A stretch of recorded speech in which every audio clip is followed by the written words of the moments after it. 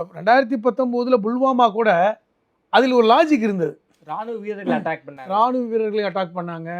அப்பொழுது காஷ்மீருடைய ஆளுநராக இருந்த சத்யபால் மாலிக் வந்து கொடுத்த அந்த ஸ்டேட்மெண்ட்டு, நான் இவங்களை ராணுவத்தை வந்து விமானத்தில் கூட்டிகிட்டு போக சொன்னேன், தரைமார்க்கமாக கூட்டிகிட்டு போயிட்டாங்க அப்படின்னு சொன்னது.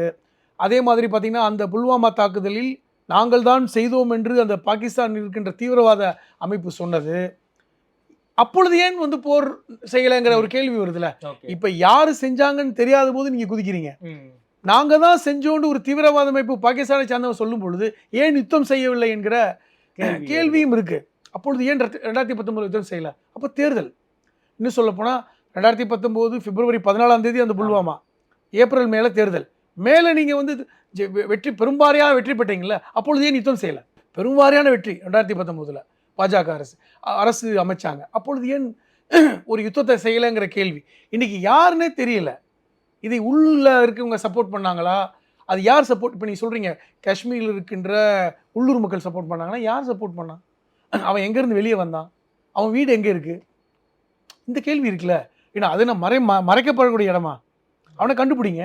இவன்லாம் சப்போர்ட் பண்ணான் அப்படின்ற ஒரு லிஸ்ட்டை கொண்டு வந்து ஆளை முன்னாடி நிப்பாட்டுங்க. அவன் மூலமாக நீங்கள் சான்றுகளை பெற்று இது பாகிஸ்தான் தான் காரணம்னு சொன்னால் யுத்தம் செய்யுங்க. இதைத்தான் நம்ம விரும்புகிறோம்.